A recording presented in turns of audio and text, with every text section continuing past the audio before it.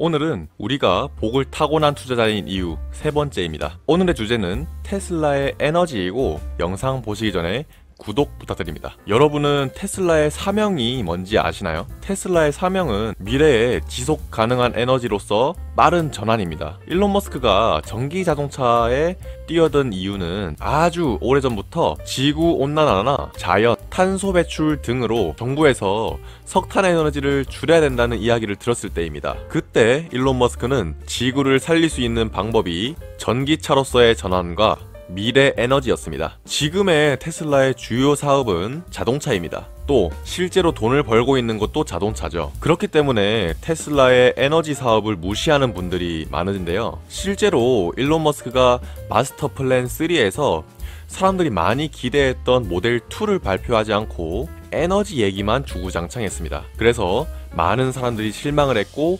주가도 그만큼 떨어졌었죠. 하지만 저는 테슬라의 진짜 가치가 자동차에 있다고 보지 않습니다. 제가 생각하는 테슬라의 진짜 가치는 FSD와 에너지, 그리고 로봇입니다. 오늘은 그 중에서 에너지에 대해서 말씀드리겠습니다. 저는 테슬라의 에너지가 개인들, 그리고 소도시, 더 나아가 나라, 더 나아가서 전 세계에서 테슬라의 에너지 사업인 ESS를 사용할 거라고 생각을 합니다. 시작부터 망상에 빠져서 들어가는데요.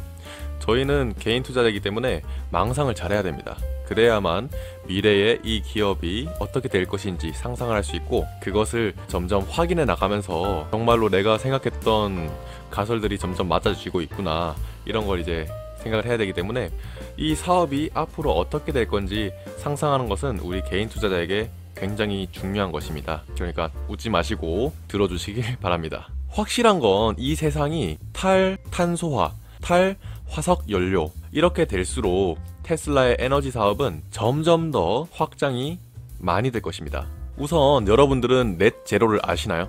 탄소의 순 배출량을 0으로 줄이자라는 의도에서 나온 것이고, 탄소 배출이 0이 되는 시기, 목표 시기는 2050년입니다. 그래서 전 세계적으로 각 국가에서 탄소 배출을 줄이기 위해서 정책이 만들어지고 있죠. 그런 과정에서 나오게 된 것이 탄소 배출권 거래입니다. 일정 수준 이상 탄소를 배출하게 되면 벌금을 내는 것입니다. 그래서 탄소 배출이 많은 기업은 탄소 배출이 적은 기업에게 탄소 배출권을 사서 탄소를 배출할 수 있습니다. 제가 알기론 토요타가 테슬라에게 탄소 배출권을 많이 산다고 들었던 걸로 기억을 합니다. 전 세계의 추세가 화석 연료로부터의 전환을 추구하기 때문에 미래에는 신재생 에너지의 시대가 될 것이라는 것은 기정사실입니다. 테슬라에는 에너지 저장 장치인 ESS가 있는데요. 가정의 지붕에 설치할 수 있는 솔라루프, 솔라 패널이 있고, 가정용 에너지 저장 장치인 파워월, 상업용인 파워팩,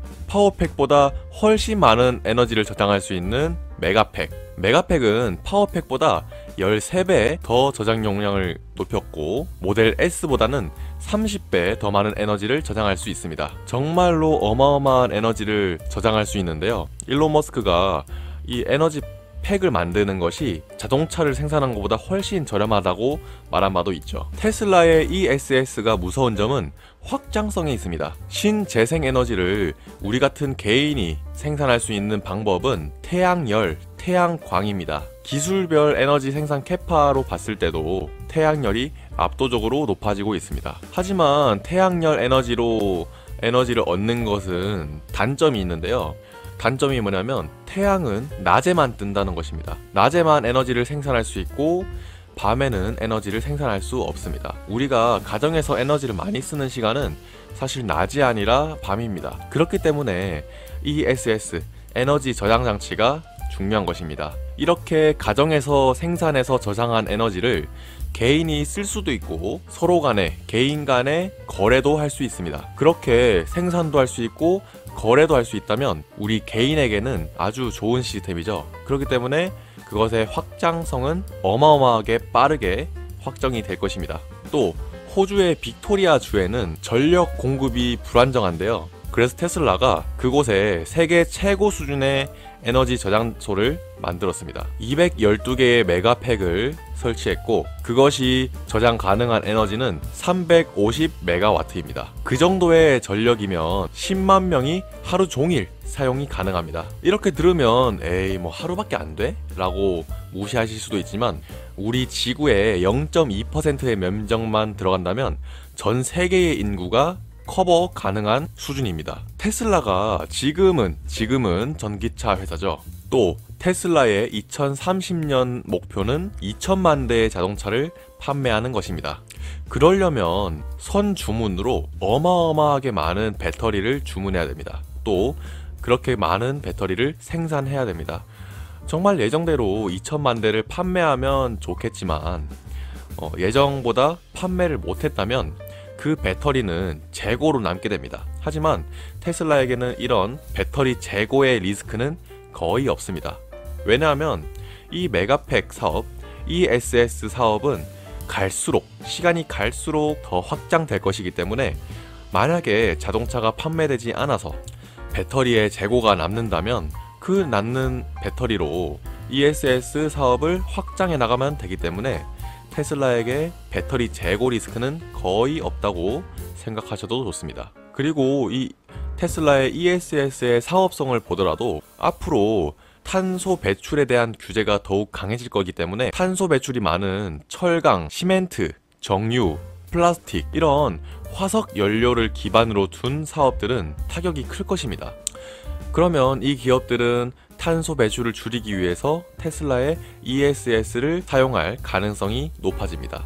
기계라도 이 전기로 돌려야 탄소의 배출을 줄일 수 있으니까요. 그렇게 ESS를 사용하는 기업과 개인이 많아지면 ESS의 규모는 굉장히 커질 것입니다. 규모가 커지고 거래가 활발해진다면 에너지의 비용은 점점 줄어들 것입니다. 그리고 거래에서 발생되는 수수료는 테슬라의 이익으로 들어갈 것입니다. 또 테슬라의 메가팩, 파워월, 파워팩 이런 설치 비용과 테슬라에서 제공하는 에너지도 테슬라의 수익이 될 것입니다. 그렇게 점점 사용하는 사람들, 사용하는 국가들이 많아지면 화석 연료의 가격보다 전기 에너지의 가격이 더욱 낮아질 것입니다. 또 화석 에너지의 에너지 효율은 20%밖에 되지 않습니다. 하지만 전기 에너지의 효율은 50%이기 때문에 환경적으로도 경제적으로도 전기 에너지가 날이 갈수록 더욱 효율적인 에너지로 발전할 것입니다. 에너지를 생산하는 기업도 따로 있고 에너지를 저장하는 기업도 있습니다. 하지만 테슬라처럼 범용적으로 사용할 수 있는 기업은 없습니다. 우리나라의 한국전력 같은 경우도 개인들에게서 전기를 사서 판매를 하는 것이기 때문에 이렇게 유통 과정이 있으면 그거의 가격은 높아지게 됩니다. 하지만 테슬라의 전기 에너지 사업은 개인이 직접 만들고 개인이 직접 사용합니다. 또 그것을 거래할 수 있습니다. 직접 생산하기 때문에 유통 과정이 없어 유통 과정이 있는 것보다 훨씬 저렴합니다. 또 테슬라의 슈퍼차저, 이제는 전 세계의 자동차를 충전해서 수수료도 받고 전기도 팔 수 있습니다. 또 전기차가 세계의 기준이 될 것이기 때문에 이제는 각 가정마다 파워월을 설치할 것입니다. 왜냐면 자동차를 잠잘 때 충전을 해야 되거든요. 그렇기 때문에 우리가 핸드폰을 하나씩 가지고 있는 것처럼 이제는 미래에는 집에 파워월 한 대는 무조건 있을 거라고 생각을 합니다. 그렇게 개인들이 많이 설치하게 되고 기업들이 설치하게 될 것이고 나아가 소도시, 대도시, 국가 그리고 전 세계적으로 에너지 저장 사업은 확장될 것입니다. 이 에너지 사업은 독점을 하게 되면 후발주자들이 따라오기 힘든 구조입니다. 그래서 테슬라의 에너지 사업이 저는 자동차 사업보다 훨씬 커질 거라 생각합니다. 그래서 우리가 옛날 애플이 컴퓨터를 주력으로 파는 회사였지만 지금은 핸드폰을 주력으로 파는 회사로 이미지가 구축이 됐죠. 아마 미래에는 그러지 않을까 싶습니다. 미래에는 우리 테슬라가 FSD, 그러니까 자율주행, AI, 에너지 기업, 로봇 기업으로 이미지가 구축될 거라고 생각을 합니다. 오늘은 테슬라 에너지 사업인 ESS에 대해서 설명을 드렸는데요. 제가 이 ESS에 대해서 설명이 부족한 것 같긴 합니다. 그래서 여러분들이 생각하는 에너지 사업에 대해서 좀 더 좋은 의견이 있으시면 댓글로 많이 남겨주시면 좋겠습니다. 오늘의 영상은 여기까지입니다. 구독 부탁드립니다. 감사합니다.